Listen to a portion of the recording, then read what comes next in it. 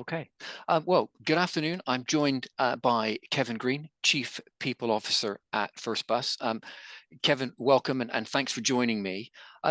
We're really interested in at APS about skills, skill shortages, skill gaps, how skills are developed, etc. And I guess really broad question to kind of kick us off. But when you think about skills gaps and you think about how widespread they are, what's your view? Is this kind of endemic within our workforce today across the UK?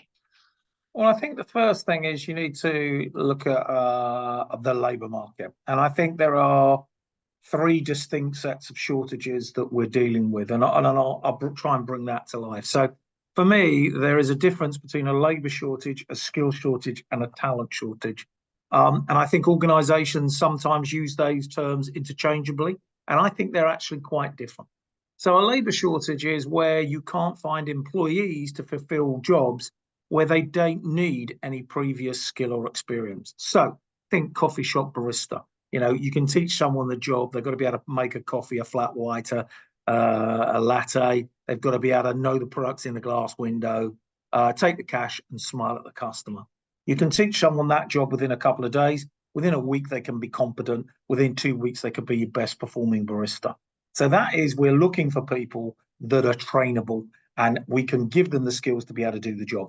And the problem we have in our labour market at the moment, partly because of where we are with immigration, very low unemployment, is lots of organisations are struggling to fill roles where in reality we have a labour shortage and not enough people willing to do the jobs at the price that they're available and we can give them the skills. So in my business, I think of bus driver.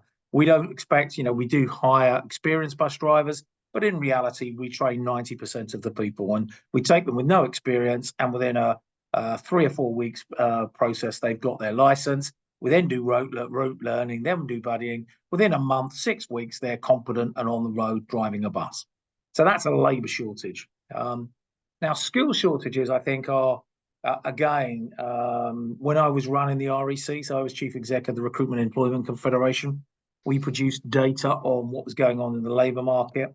When I started in 2008, there were 3 areas of skill shortage. When I left in 2018, there were 69. The last time I looked at the data, there was 83. And that is where we don't have enough people with the right skills and qualification and experience to do the jobs that are available in the labour market.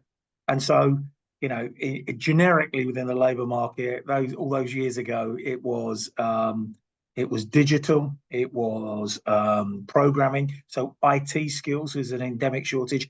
Every type of engineering we have a shortage of, and then you could overlay certain other sort of disciplines. But we've now got shortages with sales and marketing people and even HR people. So there are now many parts of the labour market where we don't have enough people with the right skills, experience, and qualifications to do the jobs available. So that's all about skill.